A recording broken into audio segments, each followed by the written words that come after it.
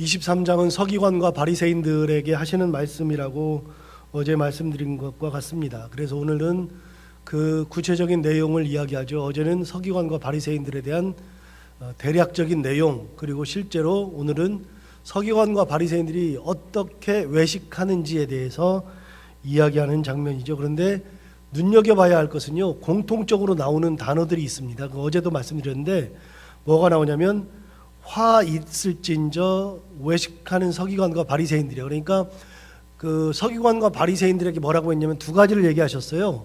화가 있다. 두 번째는 외식한다. 외식한다는 말은 뭐냐면 겉만 보기 좋게 꾸며서 드러낸다 그 말이죠. 그러니까 속은 문드러졌는데 겉은 화려하게 치장해가지고 사람들이 볼 때는 속은 못 보니까 겉만 보는데 그 겉이 어떤 거냐, 화려하니까 정말 대단한 것이냐 느끼는데 예수님이 보시기에는 완전히 썩어 문드러져 있는 것이 외식이죠. 겉과 속이 다른 거, 이걸 바로 외식이라고 이야기하는데 서기관과 바리새인들에게 예수님 하시는 말씀이 뭐냐면 화 있다, 외식한다, 두 가지입니다. 그런데 화 있다, 외식한다만 있는 게 아니고요, 이들에게 이르는 말이 있어요. 뭐라고 하냐면 이렇게 얘기한 거거든요. 16절 한번 보십시오. 16절에 보면 서기관과 바리새인들에게 구체적으로 이런 말씀하셨어요. 16절 보세요. 화 있을진저, 그 다음 뭐라 그랬냐면 눈먼 인도자여 그랬죠. 그러니까 서기관과 바리새인들이 외식한다 뿐만이 아니라 또 뭐 한다고 얘기하냐면 눈먼 인도자다. 인도자는 인도자인데 눈이 멀었다 그 말이죠. 자, 눈먼 인도자라 그러면은 자기가 인도를 하면 안 되는 거죠. 자기도 빠지고 다른 사람도 빠지게 하는 그런 거니까 눈먼 인도자는 절대로 인도하면 안 되는 겁니다. 그런데 서기관과 바리새인들에게 뭐라 그러냐면 눈먼 인도자다 그렇게 얘기했죠. 또 볼까요? 19절 보세요. 17절 보세요. 17절 보시면 어리석은 맹인들이요 이렇게 얘기했잖아요. 자, 여기는 또 뭐라 그러냐면 맹인이라 그랬어요. 눈 멀었다는 또 이 표현을 똑같이 쓰죠. 예수님이 볼 때는 얘네들은 다 눈이 멀었어요. 맹인이에요. 19절 보세요. 19절 보시면 뭐라고 해요? 맹인들이요 라고 시작하죠. 동일하게 맹인들이라고 표현하고 있어요. 24절 보시면 맹인된 인도자여 라고 또 표현하죠. 그러니까 서기관과 바리새인들에게 꾸준히 하시는 말씀이 뭐냐면 눈 멀었다, 맹인이다, 그런 인도자다, 잘못됐다 얘기하죠. 26절 한번 더 보실까요? 26절도 보시면 눈 먼 바리새인이여 라고 또 얘기하죠. 그러니까 눈 멀었다는 표현을 5번 하는 겁니다. 5번씩이나 눈 멀었다, 맹인이다 라고 하는 것을 이야기하고 있죠. 그러니까 여러분 서기관과 바리새인들에 대한 예수님의 평가는 뭐냐면 이 사람들은 화 있다, 외식한다, 세 번째는 뭐예요? 눈 멀었다, 그 눈먼 인도자다. 자, 마지막 하나만 더 보시면 33절 보세요. 33절 보시면 좀 더 심하게 말씀하셨어요. 뱀들아, 독사의 새끼들아 라고 얘기했죠. 그러니까 바리새인과 서기관들이 어떤 표현까지 쓰셨냐면 뱀들이다, 너희들은 뱀, 독사의 자식이다 라고까지 표현하는 거죠. 그러면 예수님은 서기관과 바리새인들을 볼 때 다 뭘로 봐요? 뱀들이 우글우글거리는 걸로 보는 거죠. 눈은 떴으나 눈을 감고 있는 맹인으로 보고 있는 거죠. 자기들이 잘났다 그러는데 실제로 예수님이 볼 때는 잘난 게 하나도 없어요. 이거 큰일 났어요. 말도 안 돼요. 그러니까 자기 혼자 잘났다 그래. 자기 혼자. 뭐 우리도 그런 경우 많이 보잖아요. 막 얘기하고 있는데 속이 완전히 뱀들이 막 기어다니는 것처럼 보이는 경우도 있고, 완전히 자기만 잘못하는 게 아니라 사람들을 잘못된 길로 끌고 들어가는 사람들 한둘이 아니죠. 누구요? 당시의 종교 지도자들에게 한 얘기예요, 이게. 자, 그러면 도대체 무엇 때문에 그러시는가? 13절 한번 볼까요? 13절 화 있을진저 외식하는 서기관들과 바리새인들이여 너희는 천국문을 사람들 앞에서 닫고 너희도 들어가지 않고 들어가려 하는 자도 들어가지 못하게 하는도다. 자, 서기관과 바리새인들이라 그러면 사람들을 이끌고 어디를 가야 돼요? 자, 종교 지도자들이에요. 사람들을 이끌고 어디를 들어가야 돼요? 천국을 들어가야죠. 그런데 천국을 들어가야 되는 사람들이 천국문을 닫아놓고 자기도 안 들어가면서 사람들도 못 들어가게 한다. 뭐예요? 눈먼 인도자죠. 맹인들이죠. 독사의 자식이죠. 예수님 보니까 천국이 가장 중요한데 천국에 들어가려고 하는 사람조차도 천국 못 들어가게 하고 자기도 못 들어가지 않는다. 15절 볼까요? 화 있을진저 외식하는 서기관과 바리새인들이여, 너희는 교인 한 사람을 얻기 위하여 바다와 육지를 두루 다니다가 생기면 너희보다 배나 더 지옥 자식이 되게 하는도다. 교인 한 명을 얻었는데 그 한 명을 얻으려고 얼마나 수고하는지 어디를 다니냐? 바다와 육지를 두루 다녔다.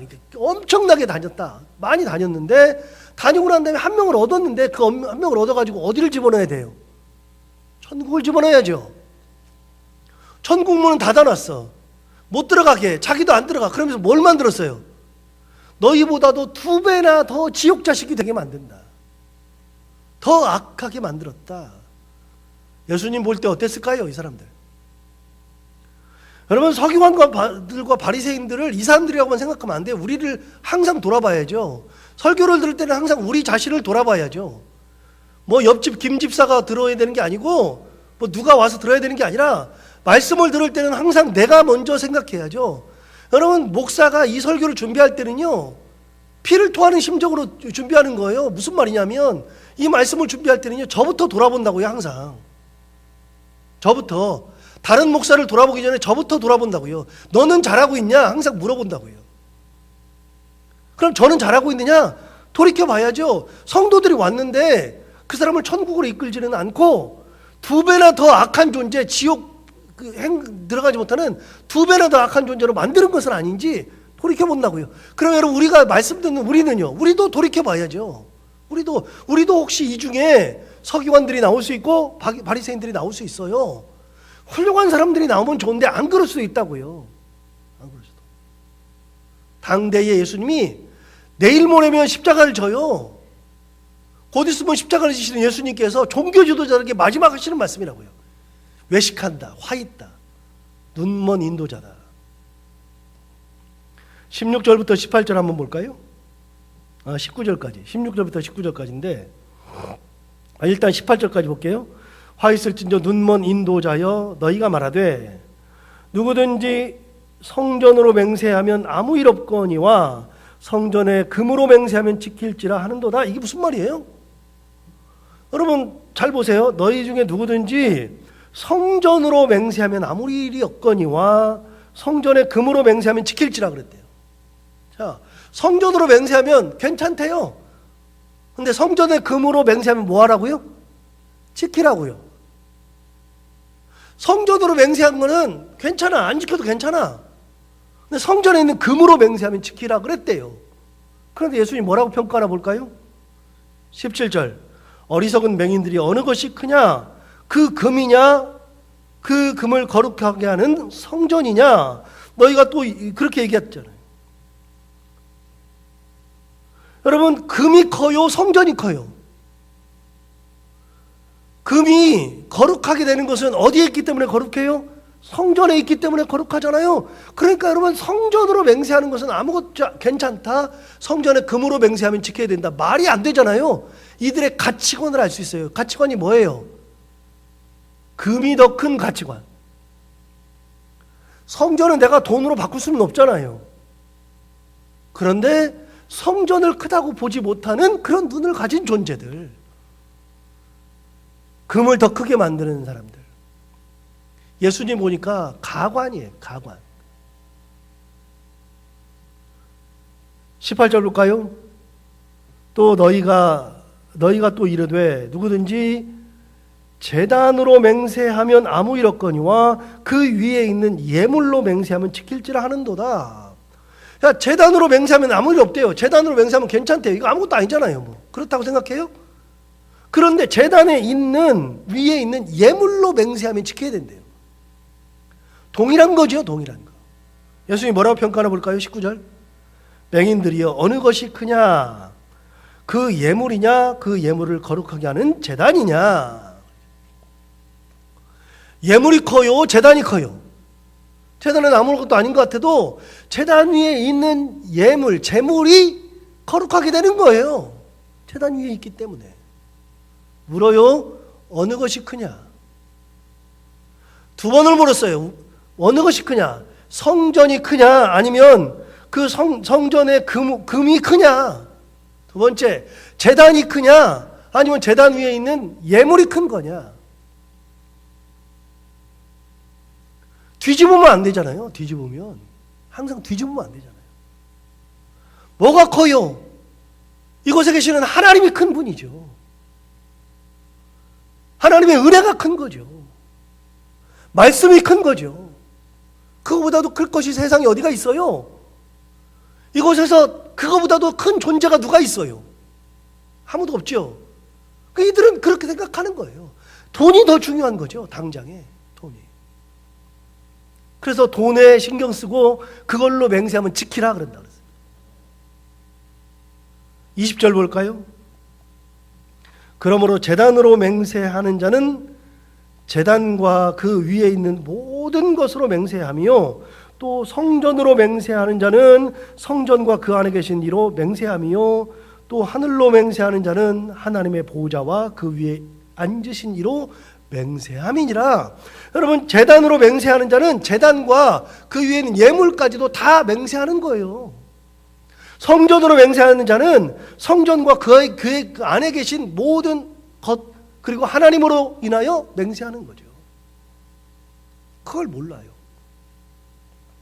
그런데 예수님은 뭐라 그랬냐면 마태복음 5장 33절부터 37절에 의하면 너희는 도무지 맹세하지 말라. 하늘로도 말라. 하늘은 하나님의 보좌이며 땅으로도 말라. 땅은 하나님의 발등상이며 예루살렘으로도 말라. 예루살렘은 큰 임금의 성임이요 내 머리로도 말라. 내 머리는 내 것이 아니니라 그랬어요. 이미 예수님은 맹세 자체도 하지 말라 그랬어요. 하늘로 하지 말라 그래요. 하늘 네 거 아니잖아. 하늘은 하나님의 보좌가 하늘이야. 그걸로 네가 왜 맹세해? 땅으로도 말하라. 땅도 하나님의 발등상이라 그랬어요. 발등상이 뭐라고요? 임금이 앉으면 그 위에다가 이렇게 발을 이 보좌가 너무 높으니까 이렇게 높아가지고 발을 내리면 요만큼밖에 안 와요. 여기가 땅인데 그러니까 여기다 뭘 놔요? 이렇게 발을 올려놓는 판을 놓는 거죠. 그게 뭐예요? 그게 발등상이잖아요. 땅이 하나님의 발등상이래요. 이 땅이.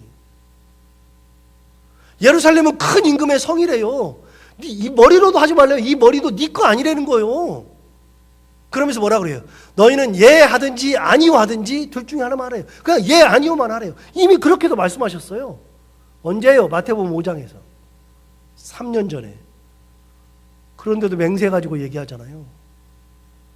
그러면서 맹세를 할 거면 제대로 하든지 거꾸로 얘기하잖아요. 예물이 크다 그러고 돈이 크다 그러고. 예수님 보니까 독사의 자식들이에요. 뱀들이 우글우글거리고 있어요. 자, 두 번째 한번 볼까요? 23절부터 24절 보겠습니다.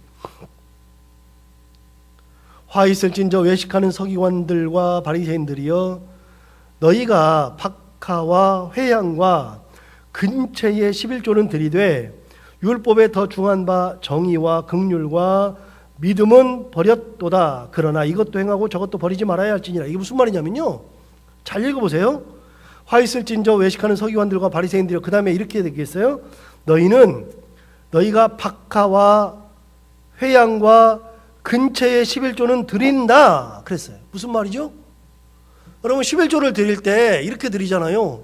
제가 이제 만약에 100만 원을 벌면 100만 원을 번 거에 11조를 이렇게 내잖아요. 그냥 농사를 했어요.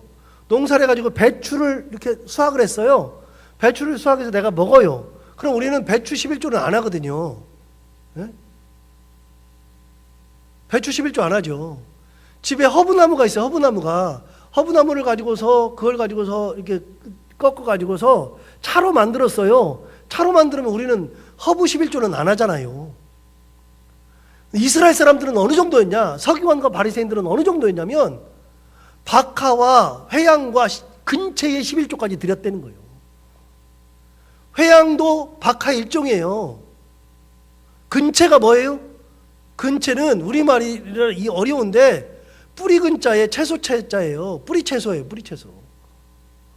그러니까 자기들이 농사 짓는 것을 가지고서도 11조를 드릴 정도예요. 진짜 대단한 사람들이에요. 우리보다도 훨씬 더 종교적으로 살아요. 진짜 종교적으로 살아요. 근데 그런 11조는 드리는데 중요한 게 있어요. 자, 23절 다시 봐요. 화 있을진저 외식하는 서기관들과 바리새인들이여, 너희가 박하와 회양과 근채의 11조는 드리되 율법에 더 중한 바 정의와 긍휼과 믿음은 버렸도다. 11조는 드리는데 뭘 버렸어요? 진짜 중요한 정의, 긍휼, 믿음을 버려버린 거잖아요. 하나님은 뭐가 더 중요하다고요? 정의와 긍휼과 믿음이 더 중요하다고요? 자, 여기서는 그렇게 얘기 안 했어요.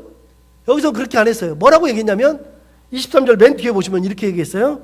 그러나 이것도 행하고 저것도 버리지 말아야 할지니라. 근처의 11조, 회양의 11조, 박하의 11조 이거 하지 말라는 게 아니라 그것도 버리지 말고 이것도 행하고 저것도 버리지 말아야 할지니라. 그러니까 믿음을 지켜야 된다. 정의를 지켜야 된다. 라고 얘기하잖아요. 봐요. 진짜 열심히 했어요. 뭐 박하와 해양과 근처의 11조까지 다 드렸으니까. 그런데 다 드리고 나서 와가지고서 맨날 싸우기만 해. 다 드리고 나서 사기쳐요. 다 드리고 나서 누군가를 실족하게 만들어요. 의미 없잖아요. 예수님 뭐라 그랬어요? 이미 마태복음 5장에서 똑같은 얘기했어요. 너희가 예물을 제단 앞에 드리다가 형제에게 원망들을 만나는 일이 생각나거든. 그 예물을 제단에 두고 먼저 가서 형제와 화목하고 한 후에 와서 예물을 드리라. 자, 예물을 드리다가 형제에게 원망들을 만나는 일이 생각나거든. 예물을 드리지 말아라가 아니라 그 예물은 제단 앞에 두고 가서 형제와 화목하고 와서 뭐 하라고요? 예물을 드리라. 이미 얘기 다 했잖아요. 뭐가 더 중요하다고요? 다 중요하다고요, 다. 이거는 안 하고 이거는 하고가 아니라 두 개 다 버리지 말아라. 그 말이에요, 두 개 다. 예물도 드리고 형제랑 화목도 해야 된다. 여러분, 예물을 드리면서 화목하지 않으면 안 된다는 거예요. 예물을 드리면서 싸우면 안 된다는 거예요. 예물을 드리면서 누군가를 실족하게 하면 안 된다는 거죠. 예물을 드리면서 하나님께 영광을 가리면 안 된다는 거예요. 예수 믿을 때요, 이렇게만 믿으면 안 돼요. 어떻게 믿으면 안 되냐면 하나님께서 내가 하나님의 뜻대로 살면 복 주신다, 기도를 들어주신다, 이것만 생각하고 살면 안 돼요. 그거는 예수를 제대로 믿는 사람들은 어떻게 해야 돼요? 내가 하나님의 뜻대로 살면서 하나님의 뜻대로 진짜 제대로 신앙생활을 해야 되는 거예요. 복 주는 것만 생각하면 안 되고요. 이렇게 살아야 된다는 거예요. 이렇게. 서기관들과 바리새인들 어떻게 살았어요? 겉과 속이 달라요. 계속 다르니까. 주님이 이런 말씀을 하시잖아요. 24절 한번 볼까요? 재밌는 얘기 하잖아요. 24절, 맹인된 인도자여, 하루살이는 걸러내고 낙타는 삼키는도다 그랬어요. 여러분, 하루살이는 걸러내고 낙타는 삼킨대요.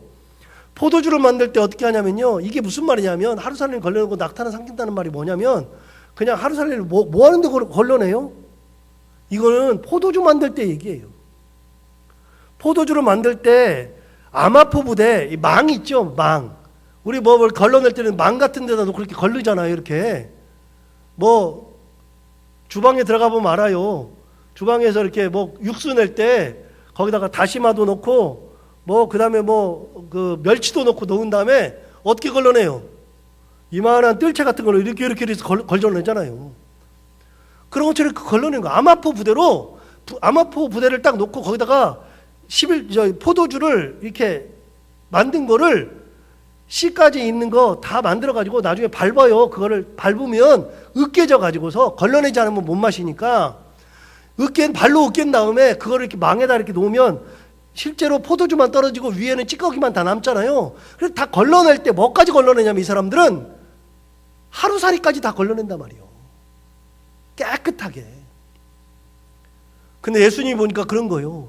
하루살레는 걸러내는데 낙타는 못 걸러내. 이게 뭐요 도대체? 뭐예요? 예수님이 보니까 이 사람들은 그 속에 뱀이 우글우글거려요. 독사들이 왔다 갔다 해. 이러면 안 된다 그 말이죠. 25절 26절 화 있을진저 외식하는 서기관들과 바리새인들이여 잔과 대접에 겉은 깨끗이 하되 그 안에는 탐욕과 방탕으로 가득하게 하는도다. 재밌는 표현하잖아요. 그 사람들이 뭐라 그러냐면 잔과 대접은 겉은 깨끗하게 닦는데 속은 이 설거지를 안 해가지고 때가 쩔고 쩔었어. 그런데 그 속에 있는 때가 뭐냐? 예수님이 본 그 때가 뭐냐? 안에 있는 때가 뭐냐? 탐욕과 방탕으로 가득해야 돼요. 탐욕과 방탕. 겉은 번지를 해. 그냥 금빛이 번쩍번쩍 나고 그냥 닦아가지고. 안은 그냥 썩어 문드러져가지고 거기다 뭘 넣어가지고 마실 수가 없잖아요. 안은. 그런데 그 안에 뭐가 있다고요? 두 가지가 있대잖아요. 탐욕과 방탕이 가득하다. 26절 봐요. 눈먼 바리새인이여 너는 먼저 안을 깨끗이 하라. 그리하면 겉도 깨끗하리라. 탐욕과 방탕부터 없애라 그 말이죠. 이런 것부터 없애라. 27절 화 있을진저 외식하는 서기관과 바리새인들이여 회칠한 무덤 같으니 겉으로는 아름답게 보이나 그 안에는 죽은 사람의 뼈와 모든 더러운 것이 가득하도다. 예. 여러분 회칠한 무덤 같대요. 회칠한 무덤. 회칠한 거는 어디 가면 본다 그랬냐면 한 1년 전에도 이런 말씀을 드린 적이 있어요.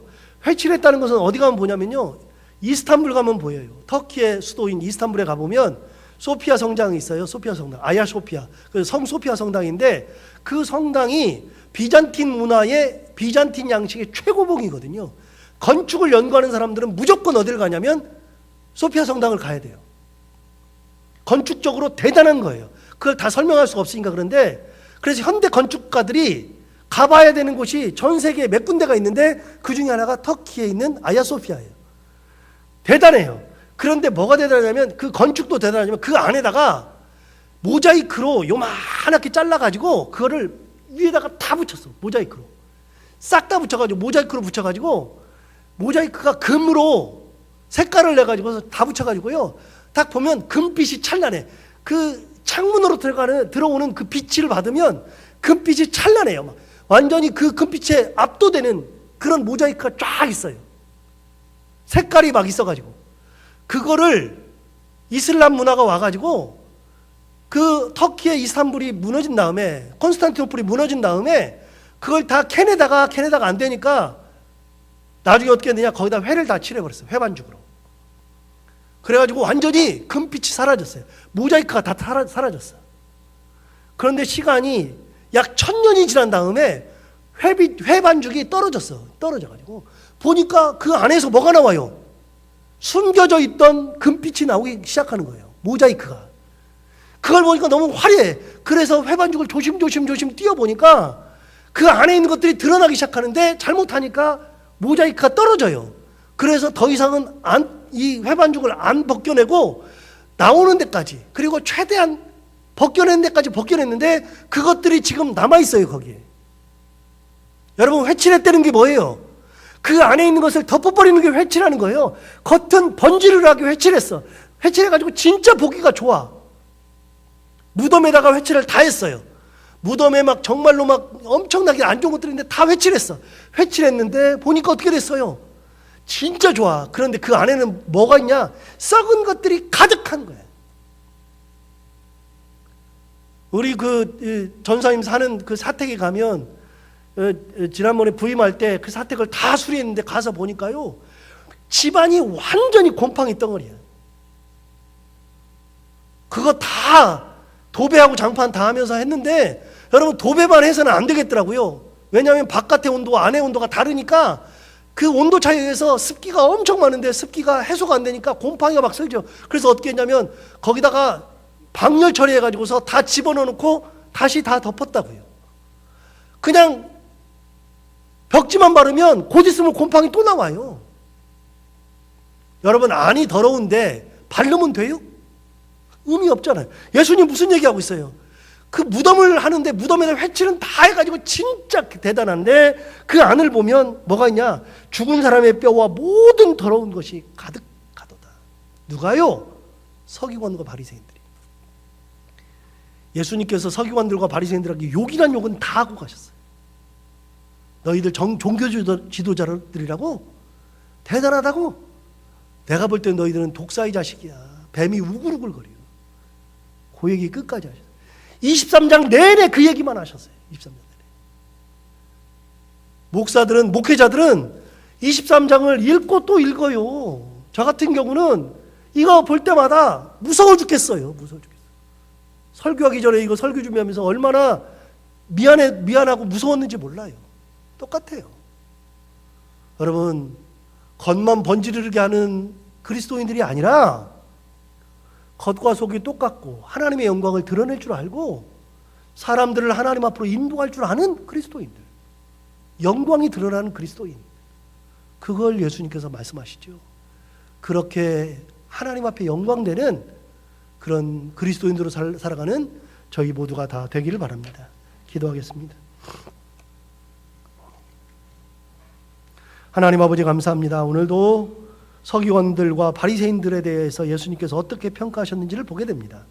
내일 모레면 십자가에 달리실 분이신데 예수님께서 십자가에 달리시기 전에 이 땅에 있는 종교 지도자들을 보니 정말 한심하기 짝이 없어서 이렇게 말씀하십니다. 혹여나 하나님, 저부터 비롯해서 우리들이 다 외식하는 서기관들과 바리새인들은 아닌지, 눈먼 맹인들은 아닌지, 눈 감고 인도하는 인도자들은 아닌지, 독사의 자식들은 아닌지, 뱀들은 아닌지 돌이켜보게 됩니다. 하나님 아버지, 겉만 번지르르한 존재들이 되지 않게 하시고 속까지도 하나님의 영광을 드러낼 줄 아는 하나님의 영광이 되는 그리스도인들로 살아가는 저희들이 다 되게 하여 주옵소서. 하나님 아버지, 오늘도 이 말씀 하루 종일 생각나게 하시고 우리 자신을 돌아보게 하시고 하나님께 영광 돌려드리는 귀한 하루가 되게 하여 주옵소서. 하나님 아버지, 오늘도 이 새벽에 나오면서 누군지도 모르지만 모든 것 감사합니다 하고서 감사 헌금을 하나님 앞에 드립니다. 하나님 아버지, 내 이름이 드러나려면 내 이름도 써야 되겠고 뭐 할 것도 굉장히 많을 텐데 진짜 소원하는 거 많고 감사하는 거 많아서 모든 거 감사해서 드린 사랑하는 귀한 분의 이 마음을 꼭 기억하여 주옵시고, 목사인 저는 누군지도 모르지만 하나님은 아시오니 그 마음에 있는 그 감사의 마음을 더욱더 크게 만들어 주셔서 지금도 모든 것에 감사하지만 더욱더 많은 것에 감사하며 하나님의 은혜에 감사하며 살아갈 수 있는 그런 삶 살아갈 수 있도록 그 가정과 삶과 자녀들과 하는 모든 일 가운데 하나님의 은혜를 충만히 허락하여 주옵소서. 하나님 아버지, 하나님은 그 형편을 아시고 기도하는 제목을 아시오니 하나님께서 시와 때에 맞는 가장 좋은 은혜를 허락하여 주옵시고, 혹여라도 아버지 하나님이여 자녀들이 이 세상 살아가면서 울지 않도록, 건강 때문에 울지 않도록, 하는 일이 잘못되어서 울지 않도록, 피눈물을 흘리지 않도록 하나님께서 사랑하는 이분의 가정과 삶과 자녀들과 모든 것을 지켜 보호하여 주옵소서. 하나님 아버지, 오늘도 하루를 살아갈 때 해야 되는 것들을 기쁨으로 잘 감당하게 하시고 만나는 이들과 함께 웃고 행복한 하루 되게 하여 주옵소서. 예수님 이름으로 기도하고